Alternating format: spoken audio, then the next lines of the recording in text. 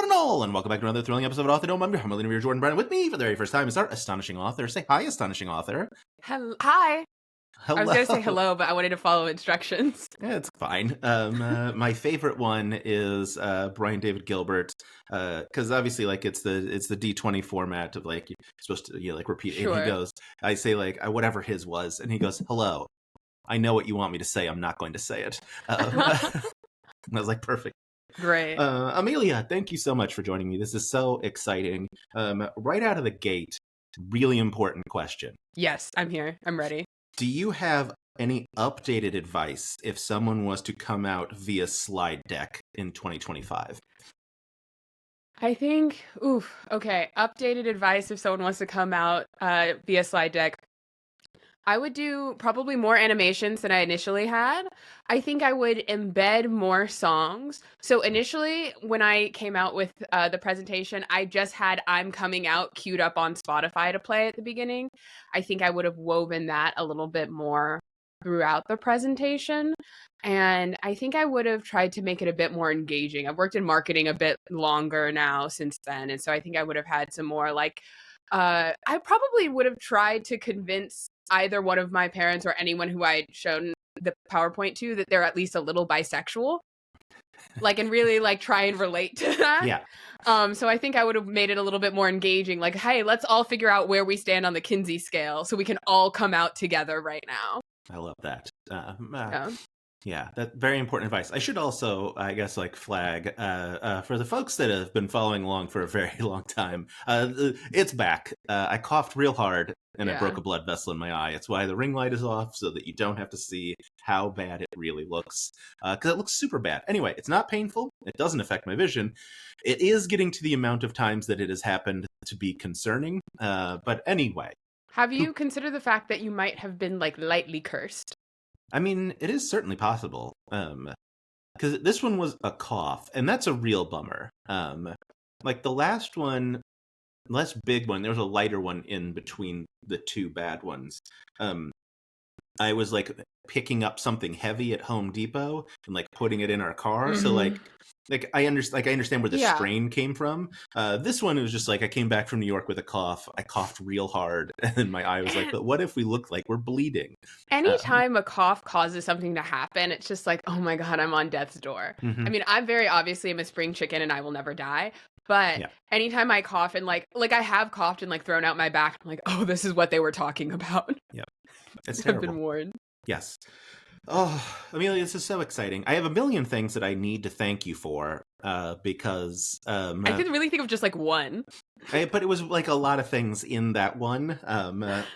Because you ran Critical Kindness, the charity one shot that I DM'd, which by the way is now at $33,000. Hell yeah. Because shout out to StartPlaying.Games who agreed to be a sponsor, and then I didn't do a good job of following up and still donated $1,000 after the stream. Hell yeah. Because they're very good people. Go to StartPlaying.Games and play games. Yeah, like I know a ton of people who run games on that. Yeah. They're great. Yeah. But yes, I came to you at the beginning of the planning nonsense, and I was like, hey, I can't do anything. Can you please help? It's so funny because at the beginning, because you had like, you made a TikTok, like you reached out or like I reached out, either way. And I was like, okay, this is like Jordan's thing. Like, I want to help you, but I don't want to take over. I don't want to impose and be like, oh, I'm doing things now. And then you're like, can you help? And I'm like, oh yeah, no, I can do that. If there's one thing I could do, it's crank out a charity stream. Yeah. Well, that's the thing, which I have now learned is that if you were involved in a charity stream, guaranteed $30K. Yeah, guaranteed. Bare minimum what's hitting. Yeah. How's that feel of just like, oh, how does it feel to have raised over $100,000 for charity in 12 months by playing pretend on a screen? Mm-hmm. I'm the best person in the world, maybe. I feel fucking great. I'm on cloud 9. I think that's super fair. I think, take your victory lap. Oh yeah, and we're gonna do it again. Right. I'm putting up double-digit numbers. May, June, whatever. Unprepared Casters, obviously, like in the works. Yeah. I have a date in my mind that me and Haley have agreed on, but I don't want to publish it yet on the off chance it changes. But yeah, no, it'll definitely be June. Okay. I was just It'll gonna say, still be for Trans Lifeline. It's crazy how it is always a good time to raise money for trans people in this country. Probably now, every year it's been, now more than ever, which is like actually really depressing if I think about it too long. Yeah. But it's not great. But no, things are yes, bad. now more than ever. No, yeah.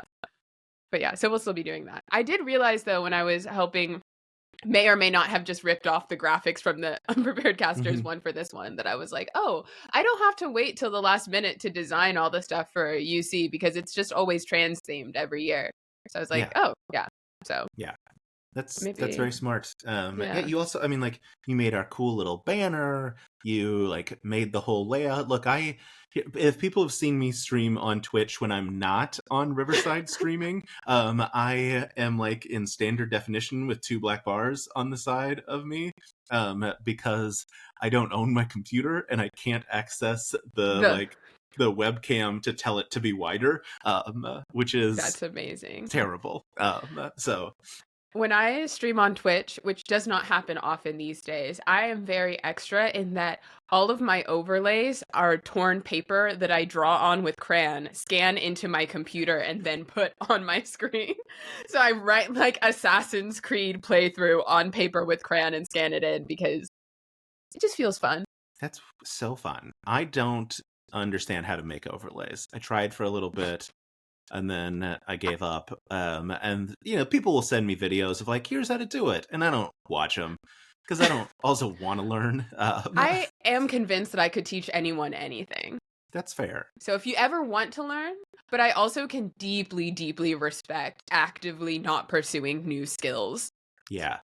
It was like when TikTok was down for 12 hours and I tried to get on Tumblr for the first time in 20 years. And I was like, I don't understand anything. I never left Tumblr. I've been on Tumblr this whole time. It's been great. Yeah, but you can understand as someone on Tumblr. Oh, if you're coming into Tumblr with no Tumblr knowledge. If you're coming into Tumblr, if you've been detoxed for a decade plus, you've only had TikTok in the algorithm, we're dropping you in the Wild West, middle of the Pacific Ocean, no life vest. There's a ball pit everywhere. Like, it's not for the faint of heart. I will say on the overlay front, I was procrastinating a little bit. I'm like, oh, I should put people's names on the overlay, but then I didn't know anyone's character names and things, and I was like, I'm just gonna leave the overlay blank, and because you said I could do whatever, and I've never stood by a decision more than when it was musical camera screens for like half of the stream. Yeah. For folks who haven't watched, we had some classic technical difficulties where the same ones that everyone has all of the time. Danielle turned into a robot. Bria's computer had to fully shut down, so she went to her phone. So it was just like constantly people jumping in and out. And you did an amazing job of just having to move us around every time someone left the stream. What was funny is that like you guys would be talking and like someone would drop and I'm like, okay, I go into mode, I'm moving the cameras. And then I would come back to once it all settled and I'm like, what the fuck just happened in the game? I'm like trying to follow the plot. It's like, no, we're fighting a Hydra now. And I'm like, where did this come from? Wild spawn random monster. You should know where that comes from. I know. Yeah, I will say, like, shout out to everyone who bought, I think it was 7 Wild Magic Surges for the donkey specifically, while Danielle was going through severe technical problems, because it really did buy us quite a bit of time for her to fix her microphone. Yeah, I remember her being in the chat, and I was like, don't worry, literally nothing has advanced since you left. Yep. The only thing that's changed is the donkey is now a floating, invisible potted plant that has a fog cloud around him, and I mean, and I think butterflies as well. It was typical donkey shit, you know. Yeah. And got all his sorcery points back because I rolled a 100 on a D100, and that's nice. Yeah, those classic sorcery points. Yeah, I will say also, to be fair, I didn't know people's characters' names until the stream started. I realized that as we got closer to it, mostly when I saw people jumping into the Discord and Brennan rolling up being like, I'm gonna roll a level 20 character right now. Yeah. A huge shout out to Falcon for picking up Brennan's legendary magic items. Because Brennan was, they were like, hey, do you want me to just pick them for you? And he was like, yes, please, because I have to build a level 20 witch. Because that's the thing. he was playing a witch, a character class you cannot build on D&D Beyond. Oh yeah. Which means he had to do that by Pen by and hand, paper. which I know he loves, but like is still not the easiest thing to do. No. I do like building. It's been a while since I played 5e. I do still like building on paper. It just feels nice, and I can't tell if I'm just like old man yelling at cloud about technology, or if it is just like I like the tactile feeling of it. Yeah.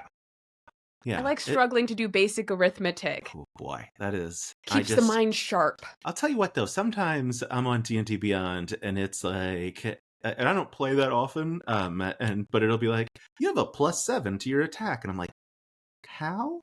I know you've done the math, but I can't figure it out. Don't worry about it. You just add 7 to the dice. You let us worry about the rest. Yeah. That was it's very confusing. Anyway, speaking of characters, though, a book. Look at that transition. Before the Tavern, 100 character concepts for tabletop role-playing games. I wrote down everything until for tabletop role-playing games. It's implied. Yeah. I have it in my notes. I did write it down. But yeah, you wrote a book that's coming out for like Valentine's Day-ish. Yeah, I wrote a book with 2 of my best friends in the whole wide world, Haley Whipjack and one Gus Rachels. Yeah, it's coming out on the 17th of February, 2025.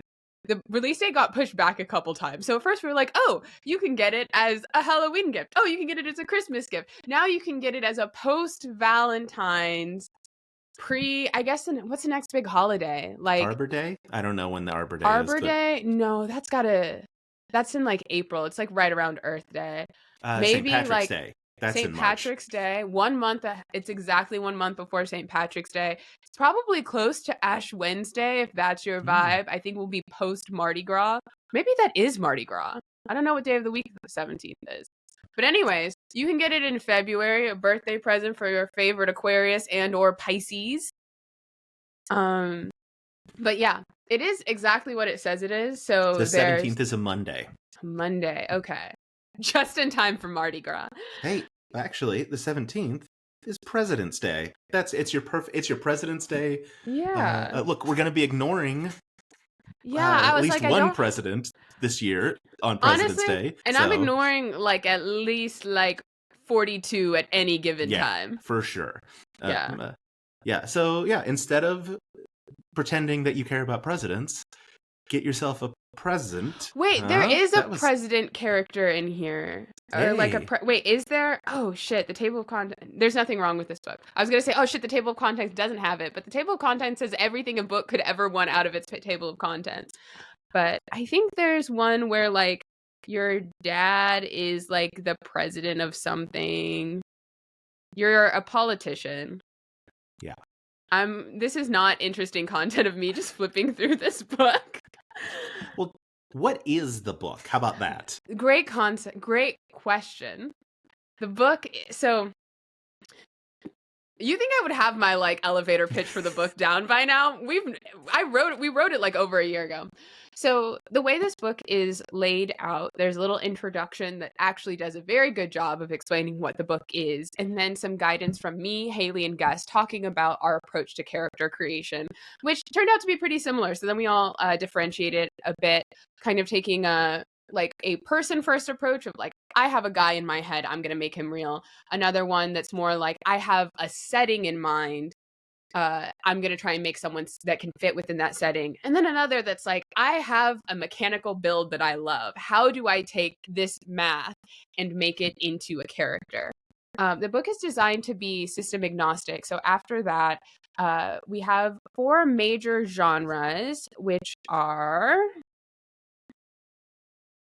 fantasy, science fiction.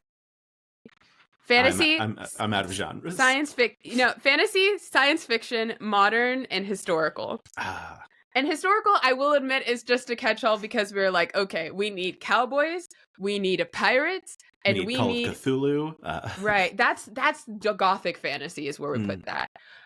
Or dark fantasy. But yeah, and then they're broken up into little subgenres, and each character comes with a trait, a flaw, a quirk, a little backstory summary, and then some questions to kind of help you flesh out your character. As well as there are like tips throughout the book for players and GMs to kind of put you on the right course. For example, if like one of the characters is like the lone stranger. And so if you're playing a loner character, it can be very easy, especially if you're not as experienced in role-playing games and you don't know how the give and take works, to like make a character that is genuinely unfun to play with. So kind of teasing out questions. It's like, hey, reminder, you can play a loner if you want. You do have to make someone that wants to go on an adventure because you are playing a collaborative team-based game. So yeah. Such an important lesson that and so many people don't get. So many people don't get that. And then there's some characters where it's like, you know, we have, what is it, common nouns with capital letters, like, you know, there's a contamination or the city or the kingdom that ideally you could sort of situate within whatever world your GM has made, but also kind of giving hints to GMs, like, by the way, if, you know, like there's a contagion game and this character has this backstory, this is also something, an origin that you could give to the entire party as like a unifying measure to kind of get them on the same foot for the gameplay.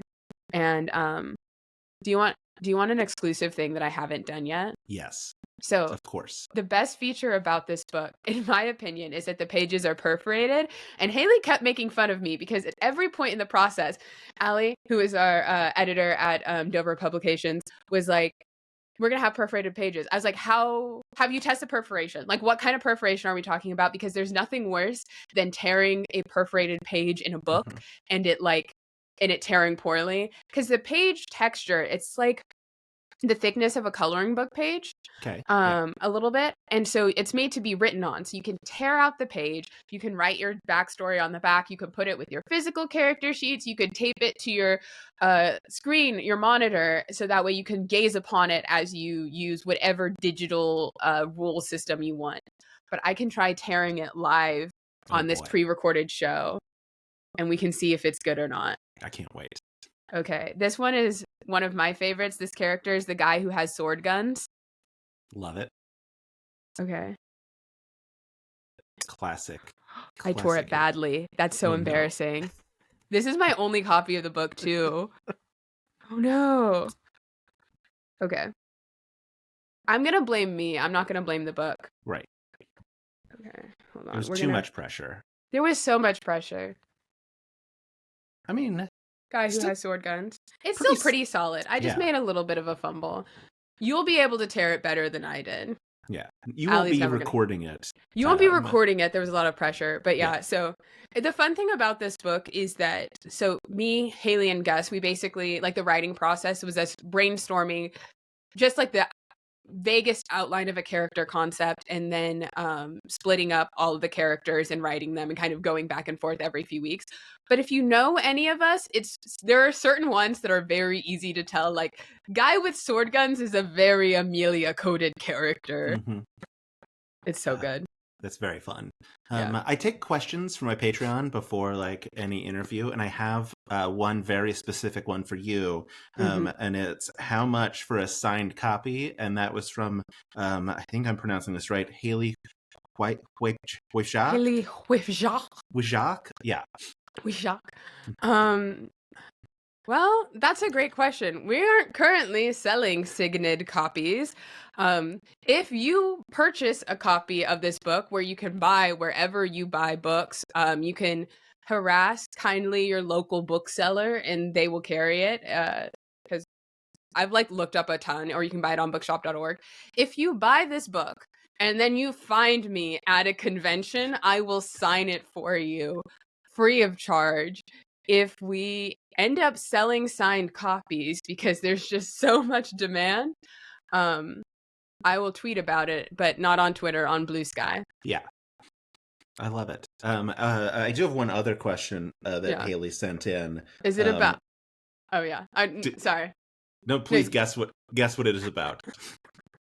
Is it by chance have anything to do with Mount Everest? It does not. Oh, crazy. Okay. But now I do want to know why it would have to do with Mount Everest. Oh, no, this just based on a conversation. Haley sent me the screenshot of your Patreon asking people for questions. And Haley was like, if I had a question, I would just ask you. And I said, you should seed questions about climbing 8,000 plus meter mountains, because all I've done this year is watch documentary after documentary about people on mountain climbing expeditions. And I was worried that there wouldn't be an organic way to work my current hyperfixation into this, but this is why before the interview, when I'm like, is there anything specifically you want to plug? You got to tell me. I got to tell you. Documentaries about mountain climbing. God, I have so many.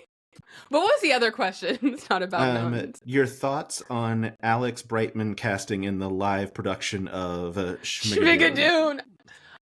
Wild, actually. Okay, no, it's actually wild that Haley texted that, because Haley and I were having serious conversation and text back and forth, very like, life and things. And then in the middle of it, because I'm like scrolling TikTok while I'm talking, I'm like, oh, Alex Brightman is cast in Schmigadoon. Haley ignores it. We go back to our serious conversation. Haley says nothing about it this entire time, and then chooses to pick up the conversation via your Patreon for this interview, like days later. That's a solid bit, honestly. It's a great bit. Here's the thing about me. I love everything Schmigadoon. One of the greatest failures of this country is the fact that Apple TV did not renew Schmigadoon for a third season. And honestly, it's like that right beneath DeepSeek, right beneath the cost of living crisis for why we're lagging behind other global superpowers, in my opinion. For those of you who don't know what Schmigadoon is, let me tell you. Schmigadoon is the Apple Television original series that is starring Keegan-Michael Key and Cecily Strong. They're just a regular couple. They're doctors. They're having some trouble in their relationship, so they decide to go on a little hiking trip. And then they stumble upon the town of Schmigadoon. Now, for those of you musical theater fans, you will know that Schmigadoon is a parody of the movie Brigadoon. Now, here I put an aside. The entire show is a musical, and they're in this village where they're the only like normal people, and it's everyone is constantly like singing, and they're aware of it, and they start singing too. And it's like so many references and parodies of other musicals from like the golden age of Hollywood, from like the 30s through like the early 60s. But I put a pin over here. I love Schmigadoon. And I watched it when the second season came out, and I was like, you know what? I need to watch Brigadoon so I can get the full experience. Brigadoon is one of the worst musicals I've seen in my life. And I say this as someone who loves, one of my favorite shows is Seven Brides for Seven Brothers. And it's so problematic. It's like, I say this as someone who loves the genre. Do not watch Brigadoon. Do watch Schmigadoon. After the first season, they go back to the real world. Spoilers. Season 2, another conflict happens, keeping it spoiler free so you can explore on your own. But instead of going back to Schmigadoon, they're in Schmicago, like the musical Chicago, Cabaret, Jesus Christ Superstar, Hair. It's all of that genre. And here's the worst thing. Canceled. Struck down in its prime because we live in a loveless universe at times. But I was like, I know, because I can sense it, that season 3 would have been Into the Schmuds, Into the Woods parody, because the first was like the OG musical genre. The second was like, oh, we're getting Fosse Verdon with it. Season 3 was going to be Into the Schmuds. I knew this in my heart. And because I followed the showrunner on Twitter, he was tweeting up a storm saying, hey, by the way, I already wrote all of the songs in the book for season 3 if we could have gotten it picked up, and it would have been an Into the Woods parody. And I said, I knew it. And honestly, it's on me for falling in love after Gallivant was ripped away from me. All I want in this life is a musical TV show. That's all I want. If I could have one wish, it would be to live in a musical for just one day. I don't need anything else. That'd be a little annoying. But yeah, so how do I feel about Alex Brightman being cast in the live version of Schmigadoon, the play at the Kennedy Theater that is running for this next month or so that I was unable to attend because I have to draw the line where my bank account is concerned with impulse travel. And I'm already impulse traveling to London to see a different musical. I think it's pretty cool. I'm really excited. I think he'll do a good job as Josh, which is the main character. I understood almost nothing that you have just said to me. Your fans are going to love it. These D20 fans, they love musicals. And if they don't, they should get into it. I don't know if you saw my TikTok where I was dunking on D20 fans For being nerds? for being theater nerds specifically. Oh, yeah. Just because like I was just in New York for Madison Square Garden, and Oh, I did see that. Yeah. and I was like walking home, and I was like, oh, I bet these are D20 fans, and I was like, oh, you know what's absolutely indecipherable? A D20 fan or a theater nerd. They are universally the same people. The crazy thing about me is I'm actually not a theater kid. I just appropriate their culture. I am theater kid passing because I was an art kid. It's art and robotics. There's a lot of overlapping nerddom there. Yeah. I was a debate kid, which has never surprised anyone ever. We didn't have debate at my high school. Otherwise, I probably would have been all up in that. Yeah. Delightful. I saw Death Becomes Her on Broadway. It's so good. It looked really good. It's so campy and silly and delightful. I need more pro shots of things. Yeah. And Michelle Williams, good God. Just like, are you kidding me? And like we had both understudies for the two like leads, which was, they were still great. So, oh yeah. And the thing that like I desperately wanted to know as someone who like enjoyed the movie, I was like, how do they do the two scenes of like?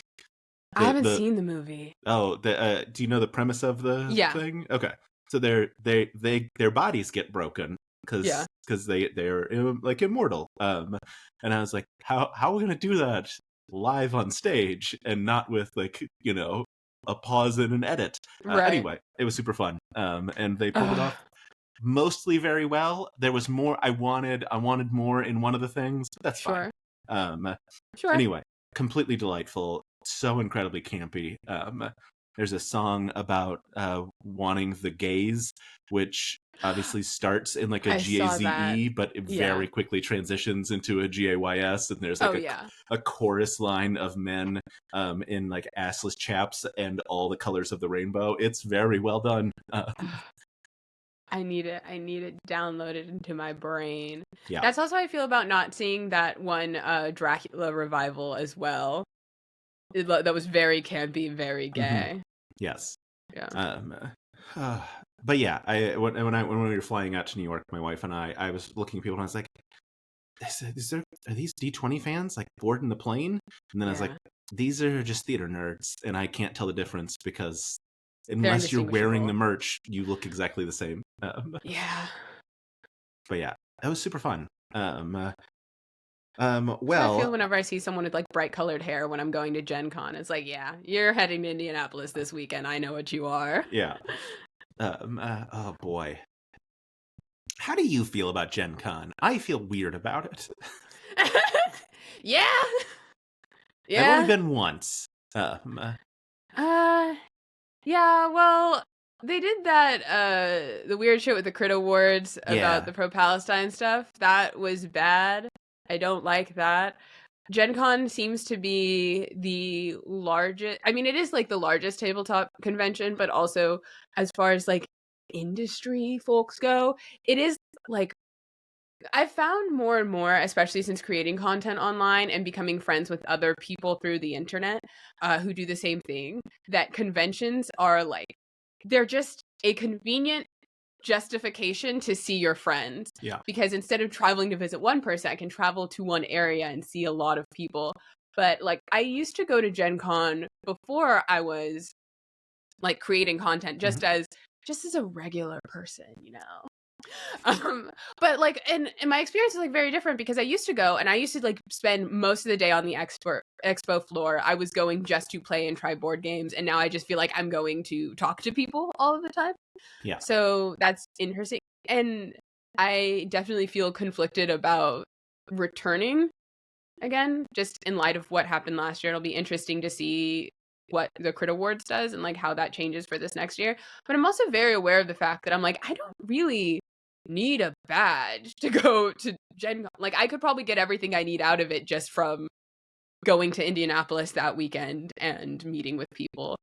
But yeah, I think that's kind of my feeling. I think I really liked I liked the vibes of PAX more, but I think it's just because there were more central meeting areas outside of the con. And because it's not a small convention, but because it is a little bit smaller, I was able to see more people like more people I know separate from just like the entire crowd of the con. So there was that. Yeah, I need conventions to stop being weird about stuff, specifically Palestine, really. Yeah, that would be That's cool. my feeling with like Big Bad Con too, is I was really excited to go, and I ended up going, but I don't know if I want to go. I don't know. It's just like I'd like to give my money to people who are doing, I think, a better job across the board.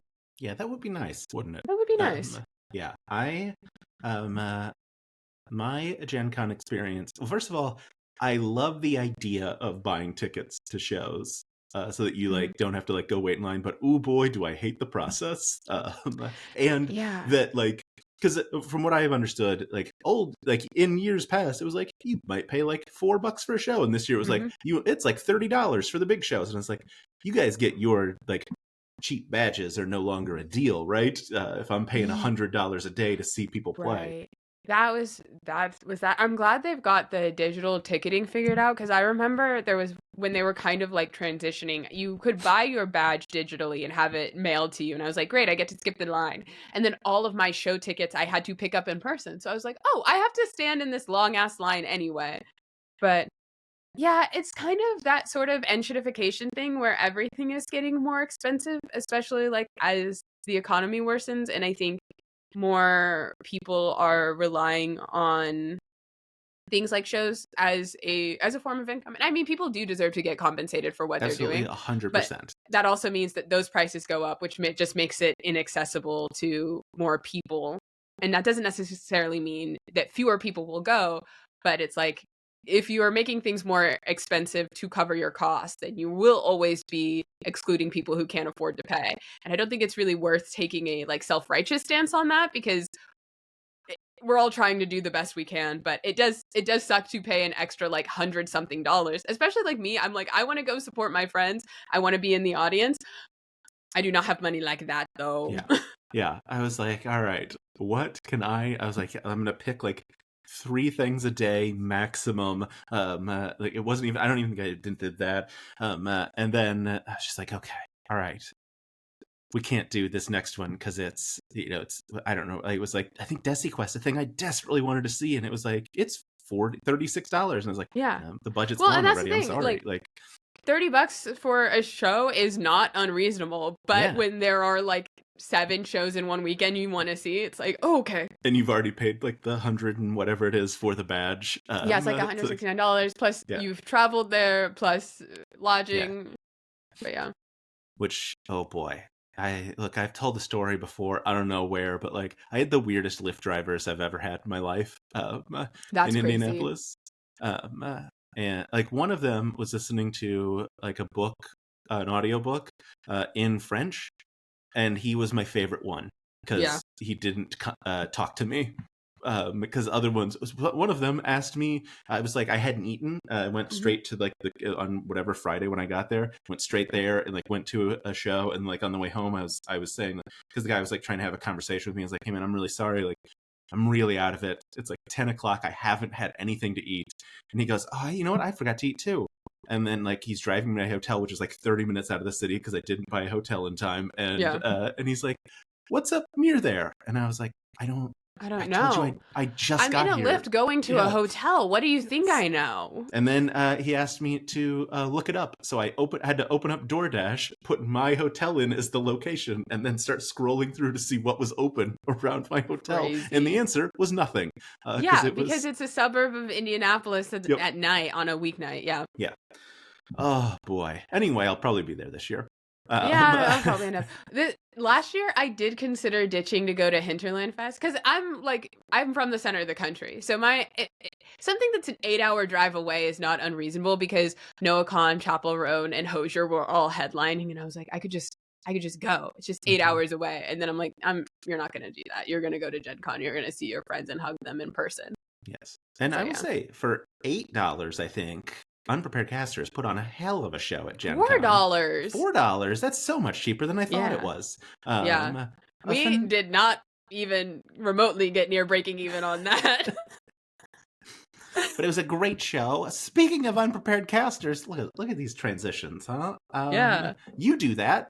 You do the Unprepared Casters. You are an unprepared caster. I'm emphasis on the unprepared. Holy shit.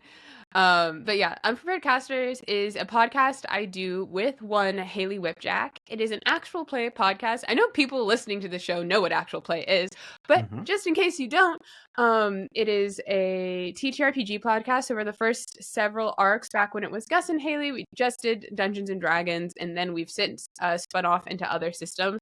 So I was thinking earlier when we were talking about D&D Beyond, I was like, it's been so long since I've played in 5e, and I feel like getting into TTRPGs is like getting into music when you start like getting into the real like esoteric, like, oh, you've never heard of this band, they're just scraping a metal chair against the floor and there's like wind chimes outside, and like that's kind of where I'm at with like what TTRPGs I find in play.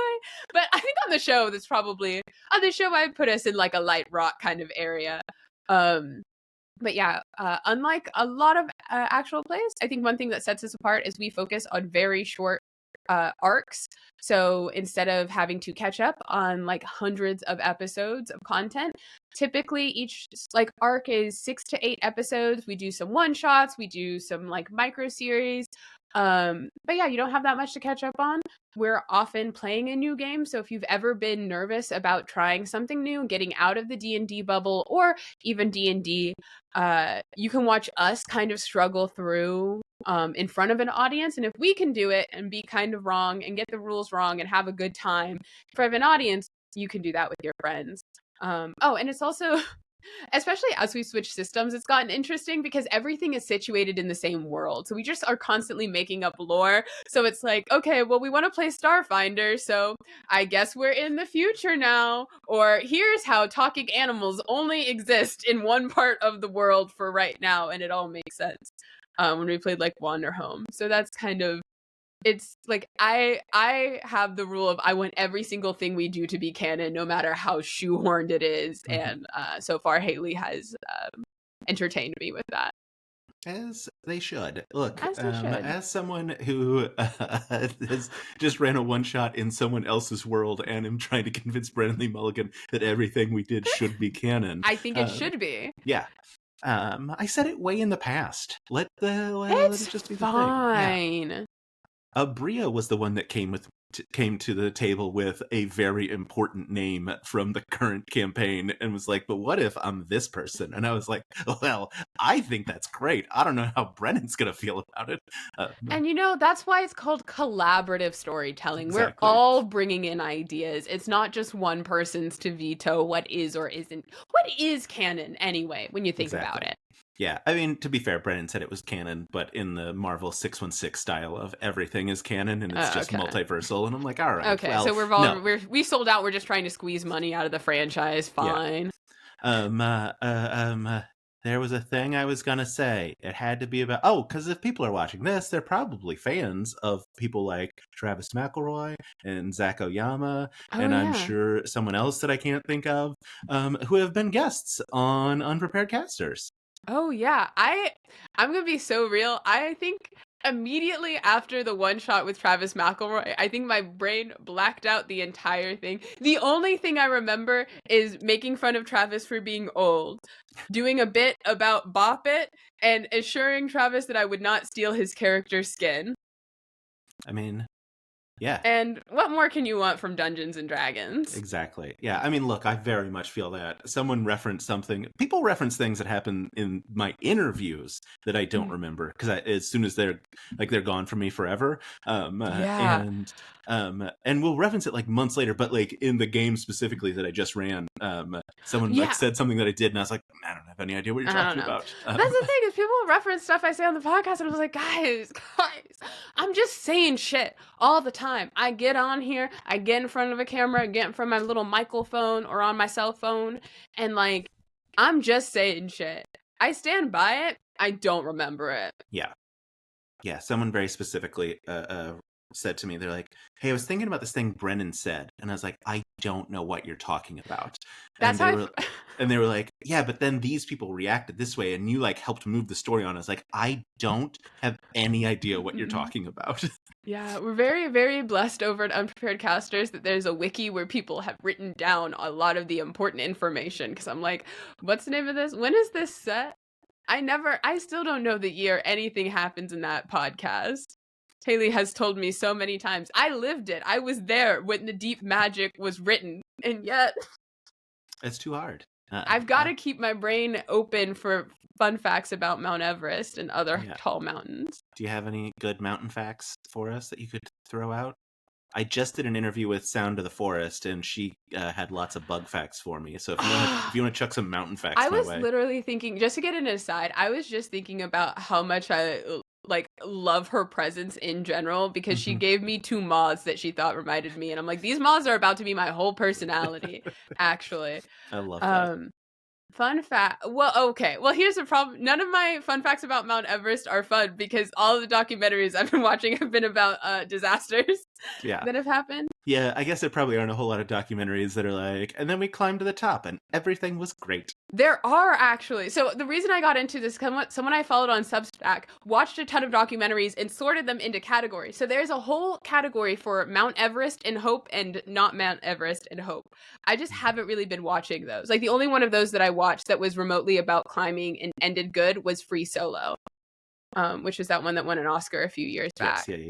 Yeah. My brain was trying to remember if there is a documentary about the only thing I can tell you about it is the newscaster who was like, he climbed Mount Everest, but he's gay. Sorry, he's blind.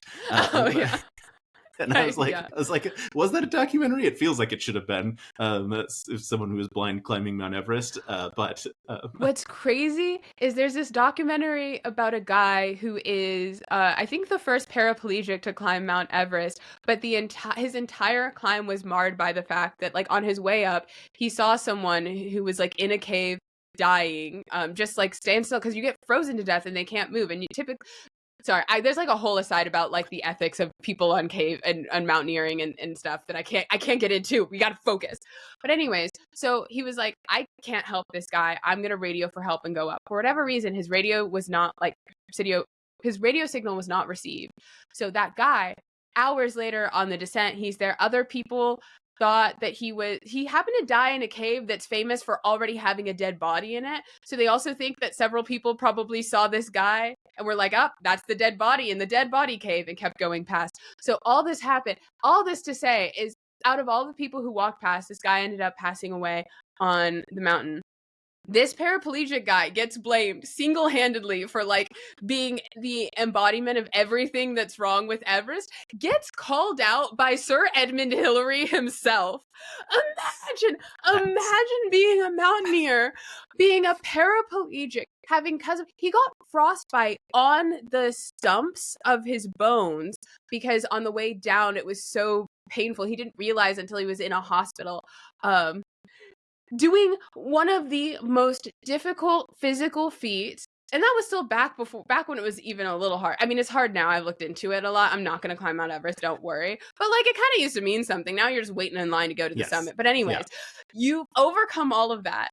And then to have Sir Edmund Hillary, if you don't know, Sir Edmund Hillary was the first man, along with Tenzing Norgay, to summit Everest in like the 60s or whatever.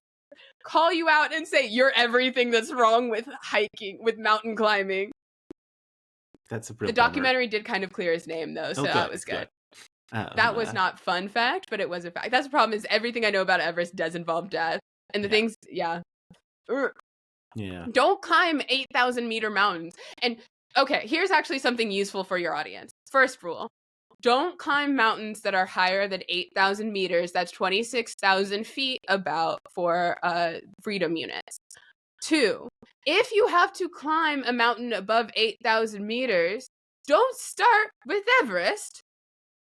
3, if you have to do all of that, or even if you haven't started with Everest, bring supplemental oxygen.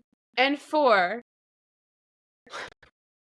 most important thing, if you have not reached the summit by 2 p.m., do not attempt to climb the summit of Everest. You will die. You're not special. You're gonna die. And this is information. I'm gonna guess not a lot of my audience is gonna like need that information. They'll be armed. But they'll have it now. Knowledge is power. Yes. I look. It does me no good. I'll never even attempt to climb. I'm not going to the base of Everest, let alone climbing it. Like, the base camp of Everest is already like 7,000 feet elevation, and it takes a 10 to 14 week. 10 to 14 day hike to get from the nearest village to Everest. Like, what's crazy is I've watched all these documentaries. It does make me want to climb a mountain, though. I don't need to do like alpine style. I'm not trying to like prove anything. I can just go for a hike, but I want to go to the top. I've been to the top of a mountain. I drove most of the way. I'd like to try it the hard way. Not Everest the hard way, which is the name of a documentary that's very good and very sad.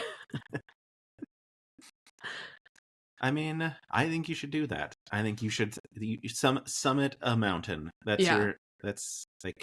I'll go for a Rocky. Those are good, respectable mountains. Young upstarts. You know how it is. Yeah. Go to like a Pikes Peak. I think that's a mountain in the Rockies that like is very famously summitable. So I know. I actually did look it up quite a bit. You can do a little. It's like a 13-mile hike to the top from where you start, which is not crazy bad. Yeah. You could do it in 2 days. There's a little cabin that you can book to get breakfast or dinner if you camp out there, and then breakfast the next day. You can get a little train ride down. Oh, that's the part I want. I don't want to do the climbing. Train ride in. Yeah, totally summitable mountain.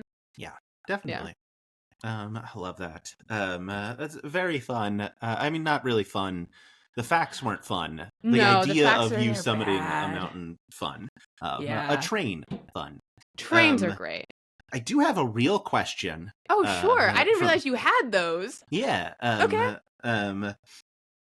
Oh man, here's the thing. Sometimes I write down parts of questions. And you're like, I'm going to remember the rest. Don't you worry. Like, I'll remember how this started. And instead I just have the words frame a character, arrow. And I don't know what that, I think the idea was, when you're like building characters, I imagine you do both, because you talked about how like building for like, you have like a background, but thinking about like in terms of like a direct fulfillment, in this person's example, it was like an Inigo Montoya. I have a mission that I'm going to do versus like a background that like shapes your outlook, like an Indiana Jones type. How are you feeling when you're in character building? What's your preferred character building method?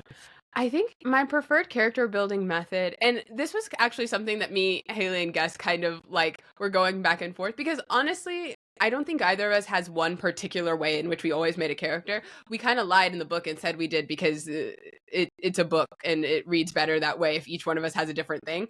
But I typically find one thing to commit and I min-max around, but it's not even like min-maxing from a perspective of I'm going to have the best mechanical like advantage that I can and minimize all other stats, which I have done. Like I play in a level 20 super homebrew campaign on Fridays on Offbeat Outlaws YouTube channel, and that one is like, hi, I've just done 800 points of damage in this turn, and for my next attack kind of game. But typically I just try and find one specific hook, and then I build this sort of the character around that. So one of the ones that actually made it into the book was a character from one of my home games that I liked the idea of 7 evil exes from Scott Pilgrim, but I didn't really want to play a Scott Pilgrim character. And we were in a pirate campaign, so naturally I did a whole lot. Like, it was actually a very interesting pirate campaign because we all like did research on piracy, and so it was less like Pirates of the Caribbean, like, oh my gosh, we're gonna fight and things. It's like, actually, it really wouldn't make financial sense for us to, engage in violence with this ship because we're gonna have to sacrifice our crew. Like, we should probably just try and avoid them, or like, come to some sort of parlay or agreement, like actual piracy. But anyways, so I had like the 7 evil exes concept, and I was like, okay, this is a pirate campaign. I want to make use of the fact that we are going to be sailing, because then that gives me a kind of in at whatever location. So I went to my GM, and I didn't want them all to be super evil, and I just started writing out like the X's. So I kind of did that before even getting into like, by the time I'm like touching like what class I'm doing, or what, like, I don't really use the like bonds, flaws, ideal situations. So then I was like, okay, got to build all these X's. And then it's like, okay, what kind of person has all of these X's, and why would I have to go see them? And so it was that person who was down on their luck and had this like family heirloom that they gave pieces of to each of these X's. And I had to get them back, because it turned out like the reason why I'm on this pirate ship, because it was like a module where you start at a really low level. And so I was like, what happened is I gave these out. I went back home, and my family was like, great, where's that heirloom? We need it. It's super magical and important. And I was like, oh my God, I left it over there. And then I went, drunk myself silly, got thrown in the brig because I realized I could never get these things back, getting hope from meeting the party. And then because I have passage on this pirate ship, I now have an excuse to go see all of these people. And I think I was just playing a barbarian. Like, in that one, the class didn't matter, but I just kind of like, you really just ask random questions like, why would they do this? What kind of person would do this? How did they get in this situation? And like, it seems very obvious, but just allows you to kind of spread out in ways other than sitting at a piece of paper and be like, I'm going to write out a backstory. I think finding one thing to fixate on, because then from that I was like, why won't they go back and tell their parents the truth? Is it because, they don't trust their parents? Is it because they don't want to be a disappointment? Are they happy about what they've done? Do they want to go like, and so you can just kind of flesh it out from that perspective. So that's kind of the like the concept first mindset, where I was like, and this person's going to be a barbarian because very clearly they're not smart. So I'm not going to do something that requires being like good at talking. And like, if they didn't know they had a super powerful magic item, they didn't know it was magic. So they probably don't have any magical inclination. And when I was thinking about the place that they were from and they had skills as a navigator, I was like, I don't want to play someone who's like an idiot, but like, someone who's like very physical. And so then that just kind of kept building out. And then like on the entire opposite side of things, for the first character I played on Unprepared Casters, and a running bit on Unprepared Casters is every time I'm a player, I'm just playing a different reincarnation of this one character. Because when I first joined the show as a guest, I was like, yeah, I'm going to make this character. Then every time I'm on the show, I'll just do this one again. And then I end up hosting the show. So I'm on it a lot more. That one, I had never played a ranger before, and I said that rangers suck and they were like lame and boring. And I was trying to extend an olive branch to the ranger community in Dungeons and Dragons. And that was right after the Swarm Keeper played out. Mm-hmm. So then I was like, okay, so I'm making a level 15 Swarm Keeper Ranger, and I was looking through the things, and then I decided I wanted to do a silk moth swarm because you could fly. And then I'm like, okay, so I have a character. I've decided for a bit they're a ranger. They have silkworms. They live forever. How does any of this happen? And then I had a very vague backstory. And then by the nature of this being a podcast in which I keep playing different versions of the character, the lore went from, I don't know, they're like 1,000 years old maybe, and at some point gain immortality, to this is the universe's favorite baby who killed all of the gods who created heaven to scorn them. Which is to say that if you start with mechanics, you really just kind of open yourself up to whatever is happening. So I guess, and I think I mentioned this in the book, and that's why we have like at the backstory, like the questions at the end of each character, is learning how to ask yourself questions, or have your party members ask you questions, or ask the GM questions, is really how you go from like, I want to play an Inigo Montoya ripoff, but I don't want to just rip off Inigo Montoya. If you take Inigo Montoya and you put him in a fantasy setting where there's magic, do you think he's a fighter? Do you think he's a sorcerer? If he's a sorcerer, where does that magic come from? You can really use that to just start building relationships with other characters and things in the world. It comes from his father. Let's be very clear about Inigo Montoya. Yeah, like in my mind, Inigo Montoya, it's he's Well, you could have, honestly, Paladin Oath could be very reasonable. You could have like a wizard Inigo Montoya. Perhaps the six-fingered man is like an ancient demon and he's trying to figure out how to seal him or kill him forever. Maybe he's killed him several times before and he just always comes back. You could have, a barbarian Inigo Montoya whose rage for his father's death is what powers him. A druid Inigo Montoya who perhaps after his father died retreated to the woods and learned from the earth, and maybe there's something about that like not a holy vengeance but the drive of nature to right a wrong. And so like that's something where you have, each one is Inigo Montoya. Each one at some point in the campaign legally must say, you killed my father, prepare to die. But you can take one character and just by assigning a class, you can start bending it in other directions. And that's one thing. And I mean, this is like system agnostic, but I know a lot of people are playing D&D. One thing that I've learned from playing other TTRPGs is just the way character creation functions changes the types of characters and the types of gameplay that you can really engage in. So even if you aren't interested in playing like Powered by the Apocalypse game, because I know I always like Powered by the Apocalypse for me is very great for podcasts, but like for funsies, I like a little bit more crunch. But learning, it's the same way that like reading other genres makes you a better writer. Learning and like finding PDFs of other systems and seeing how they go through character creation, it really helps you learn how many tools you have access to when it comes to making a little guy. And like my first D&D character was like a wizard who, I wasn't a wizard. It was a sorcerer, but basically a wizard because I wasn't trying to do all that with prepared spell casting. I'd never played the game before. It looked scary. But like, was raised by this guy who taught everything about magic and then he disappeared and I'm going on a quest to find him. And it was very like cookie cutter.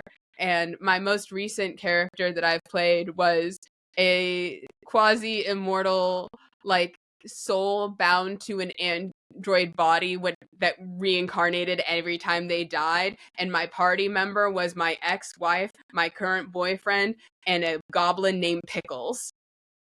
I mean, just makes sense. Just makes sense. Yeah. I'll tell you the one question I ask myself when I'm in character creation. How sad can I make my little guy? Because it's gonna be sad. And I know you don't have to be sad, but oh boy, I can't pass up a sad guy, a sad boy. I see your how sad can I make this guy? And I raise you. How normal can I make this guy? And how sad can I drag them down throughout the course of this campaign? See, I like to start sad and hopefully end in a better place. I forget who it was, but there was a writer who said there's no such thing as a happy poem. Like you can have poems that there aren't upbeat poems, and I wonder if the same is true for characters, because at the end of the day, if you're perfectly fine and well adjusted, you're not going on an adventure. Yeah, you gotta have something.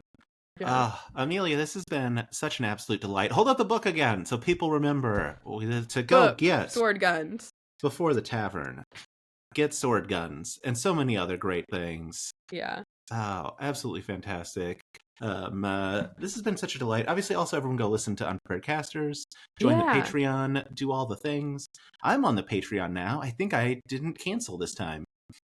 Love to hear it. Honestly, my favorite thing after the first of every month when people don't cancel. Yeah. It's such a... I would really love it if Patreon let me turn that off.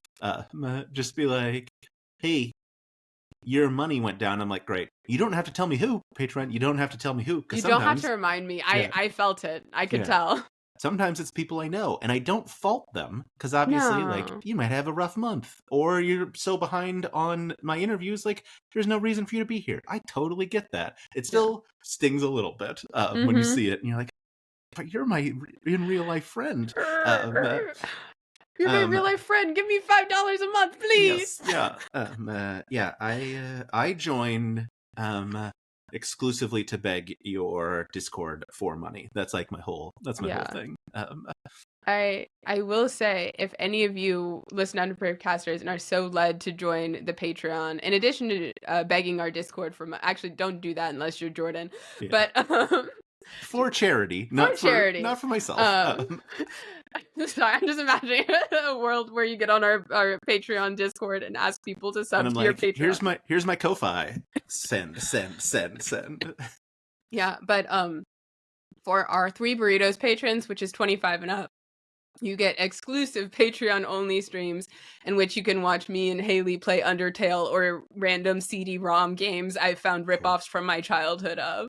God, that's so fun. That would be that. Oh man, that's content I would watch. I have too many podcasts already, and like it kills me. Like, speaking of hundreds of hours of catching up, I'm 131 episodes into campaign 2 of Critical Role, which means I'm 10 episodes away from finishing it, which makes me just want to be able to finish it. But you're so close. But the crazy thing with Critical Role, it's like, 10 episodes. It's 10 like, episodes, what is that? 40 hours of content? 50 hours of content. And it's just gotten longer. Okay, but I know we were signing off, but just one last thing, because if you can't tell from this, I just love talking all of the time. When I first found Critical Role, it was while I was in college and I was working a desk job, so I could watch Critical Role 40 hours a week while sitting at a front desk and doing nothing else, and then life got in the way and I'm so far behind. Yeah, I used to listen to podcasts in the car. I don't go I live in this room now all day, every day. I have like a 20-minute commute, which is not great for content. It's fine for like podcasts where I'm learning information about stuff, but not as fun for like entertainment. Yeah. Oh man, I'm gonna finish campaign 2, and then I get to start Abria's little run. I still haven't made it to that yet because that's that's in between 2 and 3.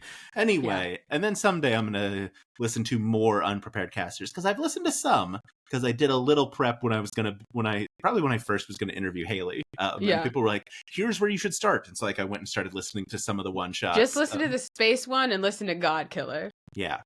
Oh, God Killer. Oh, Connie. How could God Killer is the sexiest game in the world. It's a shame we didn't talk about that, but I had to get in those Everest facts. Hey, super fair. We'll just have to talk about it the next time. Hey-oh. All right, that's it. I don't know an interview. Bye.